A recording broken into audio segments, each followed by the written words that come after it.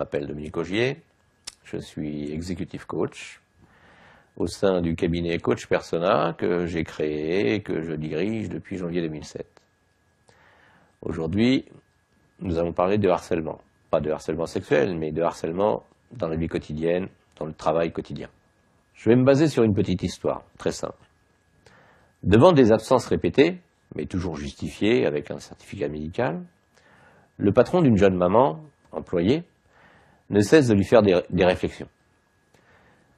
Elle me dit « Vous êtes d'accord, n'est-ce pas? C'est du harcèlement. » Dans l'histoire, les deux ont raison. La jeune maman, qui doit s'occuper de son enfant, et son patron, qui doit se débrouiller avec une personne régulièrement absente. Mais ce qu'elle oublie de voir, c'est que, oui, son patron lui fait des remarques, mais à la fin de l'année, il lui a malgré tout donné sa prime, comme si de rien n'était. Ne voyant que les mauvais côtés de son patron, elle a finalement peur lorsqu'elle doit être absente.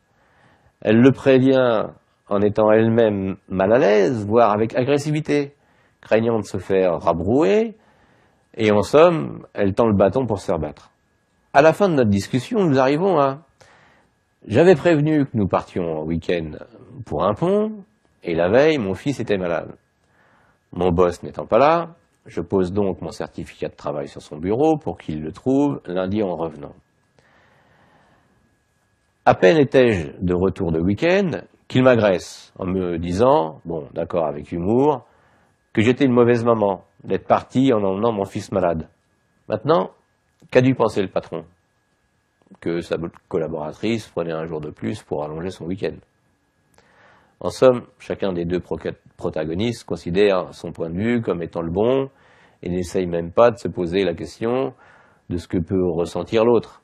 Elle, qui est de bonne foi, est toujours prête à travailler, son patron, qui accepte sans plus rechigner que cela, ses absences, et se débrouille pour faire avec.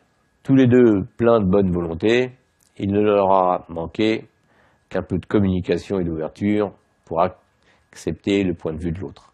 Maintenant, on entend souvent dire « mets-toi à sa place ». Oui, conseil facile à prodiguer, mais beaucoup plus difficile à mettre en application.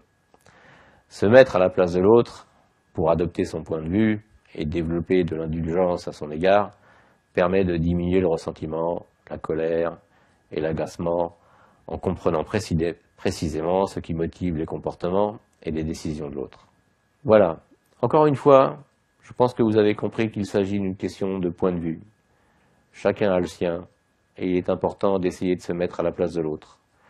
Et que des récriminations ne sont pas forcément du harcèlement.